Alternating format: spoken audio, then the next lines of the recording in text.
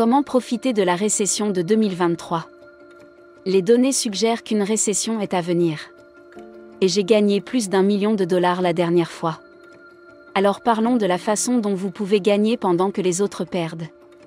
La récession est donc inévitable, ce qui signifie que les gens seront confrontés à des problèmes financiers, perdront peut-être leur emploi et peut-être même leur maison. Mais ce n'est pas forcément votre cas. Si vous prenez les bonnes décisions maintenant, la récession sera une occasion en or de gagner plus d'argent que vous ne l'avez jamais imaginé. Après tout, elle arrive, alors autant en profiter. Dans cette vidéo, je vais donc partager le plan que j'ai utilisé pour gagner des millions de dollars lors de la dernière grande récession. Et comme vous pouvez probablement le deviner à la couleur de mes cheveux, j'ai vécu de grandes récessions.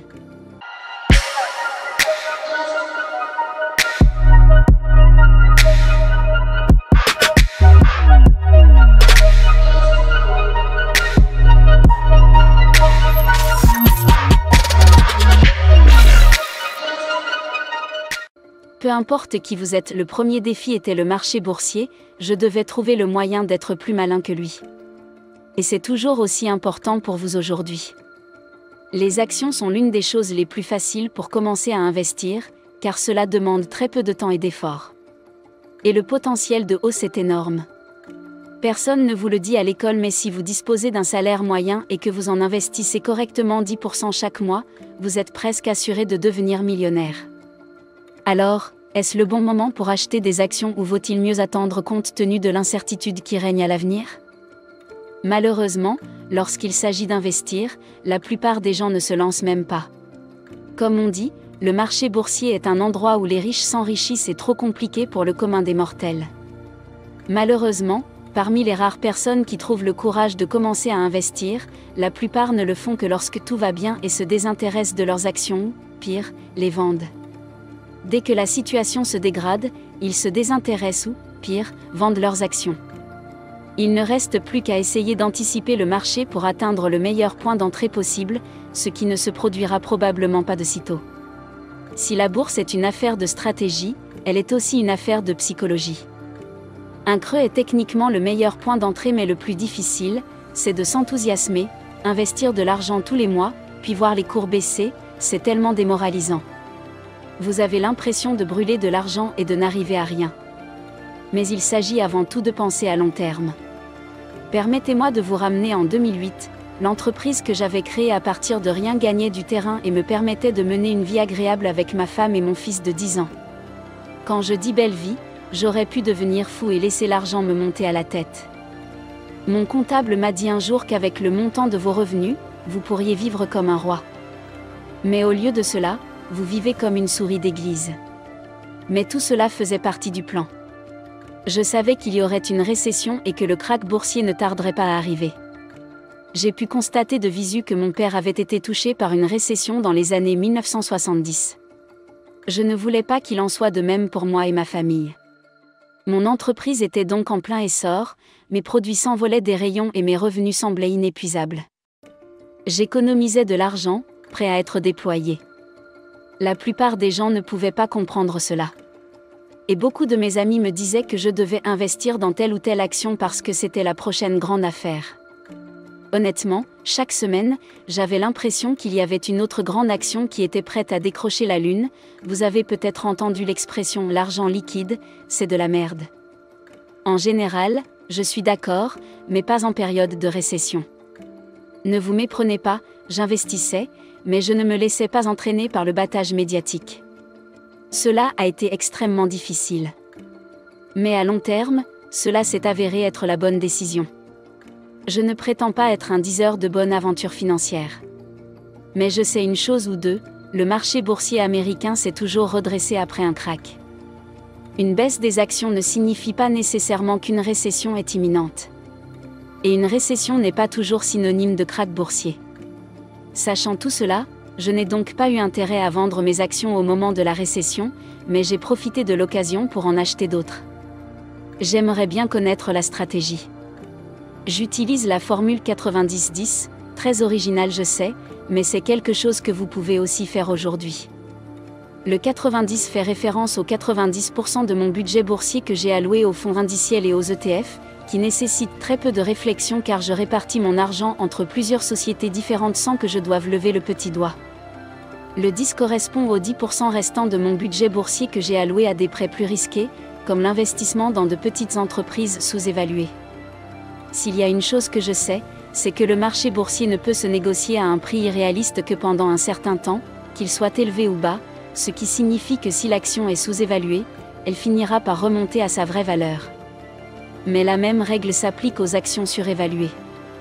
C'est pourquoi je limite ce type d'investissement à 10%.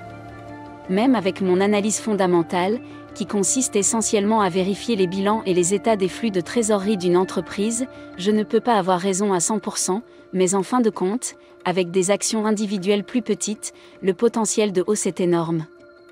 Il n'est même pas nécessaire de risquer plus de 10% de son argent. Le message principal ici est qu'il ne faut pas vendre et continuer à investir, si ce n'est de manière plus agressive qu'auparavant. Je veux dire, est-ce que vous vous retiendriez lorsque tous vos articles préférés se vendent à des prix avantageux ? Bien sûr que oui. Si vous souhaitez commencer à investir, c'est une excellente idée de démarrer avec une action gratuite de Publix. Comme d'une valeur comprise entre 3 et 1000 $. N'oubliez pas qu'en matière d'investissement, votre capital est à risque. Mais abordons l'éléphant dans la pièce. Je sais que la plupart des gens veulent tout de suite, et qu'ils ne se soucient pas d'investir à long terme pour devenir millionnaire à la retraite. Vous savez quoi ? Je suis d'accord pour dire qu'il n'y a pas de meilleur moyen de devenir riche rapidement. Cependant, rien ne vous empêche d'investir dans votre avenir tout en devenant riche maintenant. Maintenant que nous avons fait le tour du monde de l'investissement, nous sommes confrontés au prochain grand défi, devenir riche rapidement par le biais des affaires. Lorsque je prononce le mot business, beaucoup de gens pensent que cela représente trop de travail. Je ne suis pas là pour vous dire que c'est facile.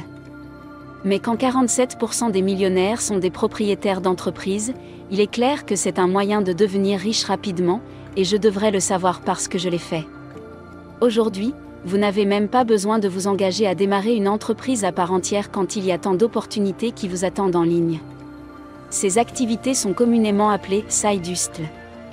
Il s'agit d'une façon élégante de dire qu'il s'agit d'une petite entreprise qui est généralement gérée comme un projet secondaire pendant votre temps libre, tout en continuant à travailler normalement. Vous bénéficiez ainsi d'une certaine stabilité et d'un énorme potentiel de revenus. La vérité, c'est qu'en période de récession, ceux qui ont planifié et économisé de l'argent, comme vous, ont beaucoup plus de pouvoir. Je l'ai remarqué pour la première fois lorsque j'étais en Chine pour trouver des produits à vendre dans mes magasins au Royaume-Uni. Dès que la situation économique a changé, j'ai eu beaucoup plus de pouvoir de négociation pour acheter de plus petites quantités à des prix réduits. Je suis conscient que vous n'êtes probablement pas en Chine en train de chercher des produits, mais la leçon reste la même, en période de récession, votre pouvoir de négociation monte en flèche. Pour chaque entreprise ou activité secondaire, vous avez des fournisseurs. C'est donc une excellente occasion de renégocier vos prix et d'augmenter votre marge. La marge est essentiellement la différence entre ce que vous payez pour un produit et ce que vous vendez, c'est votre profit. Une autre façon d'augmenter votre marge est d'augmenter vos prix. J'ai utilisé mes compétences en design pour concevoir ce modèle d'avion. Celui-ci s'est démarqué de la concurrence, ce qui m'a permis de le facturer plus cher et de réaliser plus de bénéfices. La seule chose que je dis à tous ceux qui se lancent dans une activité commerciale ou d'appoint, c'est qu'il est facile d'offrir des produits. Mais il faut des compétences pour gérer une activité rentable. Si vous parvenez à réduire vos coûts tout en augmentant vos prix, vous êtes vraiment en train de réussir. Après avoir éliminé la barrière commerciale. Il est facile de s'asseoir et de penser que vous avez terminé. Cependant, il faut encore relever le défi de l'immobilier. Une fois que vous avez réussi à relever les 2 premiers défis comme je l'ai fait, il y a de fortes chances que vous soyez dans une très bonne situation financière. À ce stade, l'une des meilleures choses que vous puissiez faire est d'investir dans l'immobilier. J'entends toujours les gens dire qu'il est trop difficile de trouver de bonnes affaires, ce qui est vrai la plupart du temps, mais certainement pas en période de récession. Je veux dire par là qu'il suffit de faire l'expérience suivante. Par exemple, un jour, je conduisais dans l'état industriel où se trouve mon entrepôt, j'ai vu que l'unité abandonnée au bout de la rue avait sa porte ouverte, ce qui était rare. Il n'y avait jamais personne dans ce bâtiment. En bon curieux que je suis allé voir ce qu'il en était. J'ai d'abord pensé que quelqu'un s'était introduit dans la propriété. Lorsque je suis entré dans l'entrepôt, j'ai été accueilli par la vue d'un homme échevelé entouré de paperasse. Nous avons discuté et il s'est avéré qu'il était le propriétaire des lieux.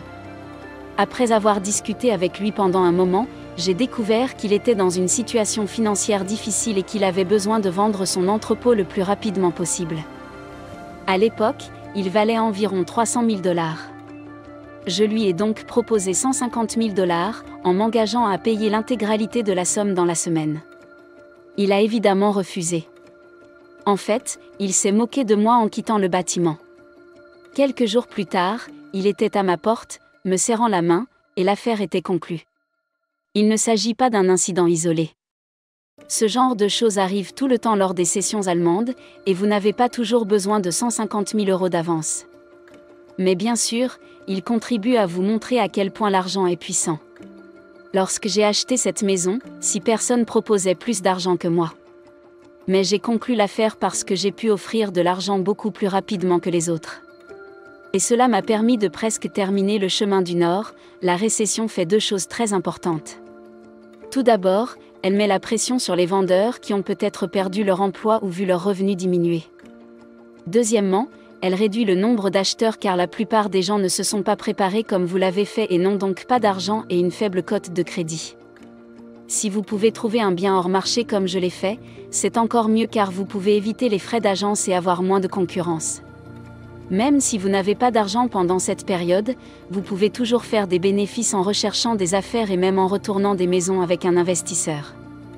Le meilleur moment pour acheter est celui où tout est à prix réduit. Vous pouvez ainsi vous constituer un capital en période de boom, abattre ce mur et profiter des bénéfices.